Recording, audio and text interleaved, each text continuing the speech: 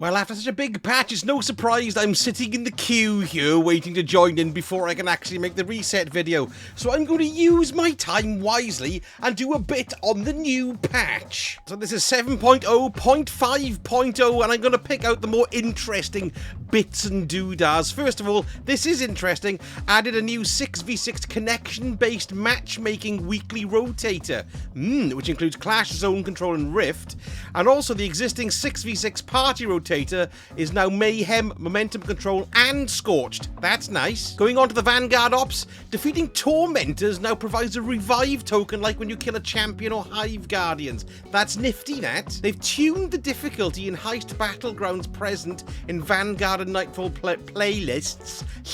I think what that means is they might have reduced it, but it doesn't actually make it clear what they've done by tuning it. So there we go. For raids and dungeons, this is a good one. Fixed an issue in the Duality dungeon where Nightmare of Galran could not teleport back to the encounter space after falling out of the environment. So it's not a good one, actually. So the quick kills where he falls off the edge have now been put a stop to. Some armor changes here for the Peacekeeper's reload perk that wouldn't activate after you stowed an energy slot SMG. And also the Phoenix Cradles was not consistently extending the duration of Sol Invictus buff, while Burning Maul was equipped, so that's been fixed too. But this is the meaty stuff we want to know, the PvE primary weapon balance. So here we go.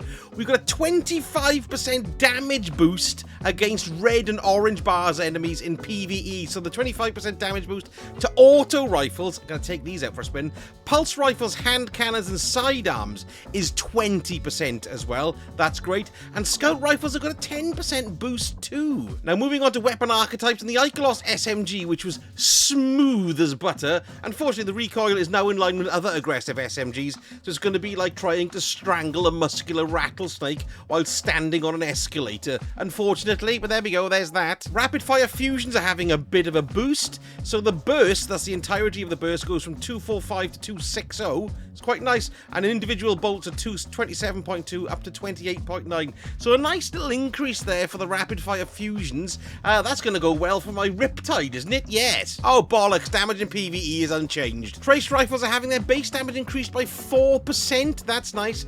They reduced the precision hit multiplier to 1.35, but they reduced flinch by 10% at 100 stability stat. Oh, that's quite nice. Sniper rifles, I was reading this earlier, if you're a sniper player, this strikes me as incredibly good. For the rapid fire sniper rifles, the recoil is being reduced by 50%. That's immense. And they're also increasing the total ammunition, so that's the magazine and the reserves, by 30%. Sniper rifle users, that's a corker. Okay, onto exotic weapons are the final warning, so that's the new Strand sidearm with the seeking shots. You can't mark targets through Titan barricades, that's a PvE thing. For the Taraba, still haven't got one of them, reduced the amount of Ravenous Beast energy generated when taking damage from 3% to 1%, and they reduced the zoom from 16 to 15. This is incredibly interesting.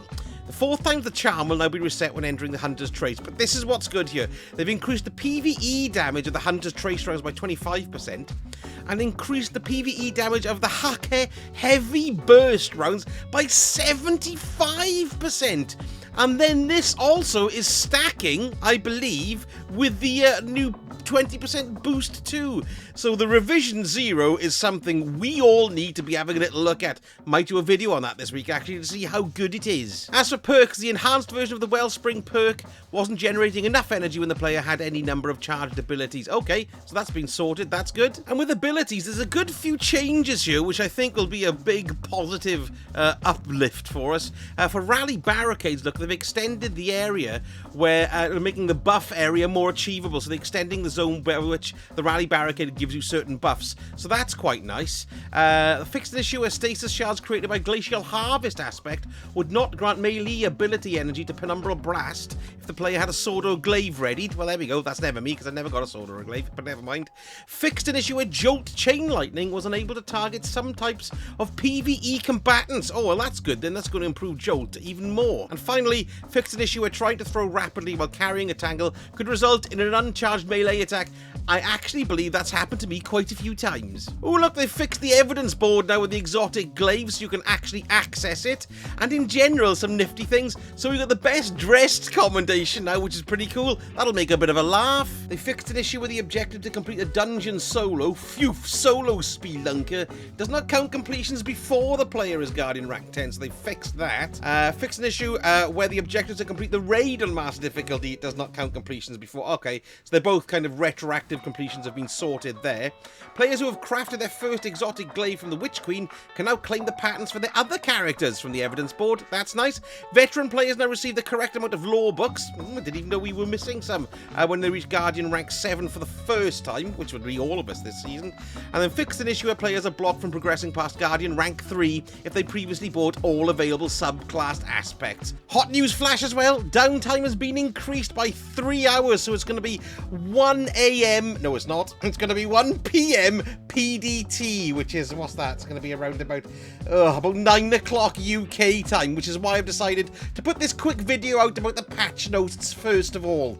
Well, there we go. I'll be doing more of a reset video a little bit later on this evening once it all comes back online, so we can have a look at the Eververse and any other weapons and my top 5 trending weapons this week. Okie dokie, that's me done. Speak to you in a couple of hours. Sausage out.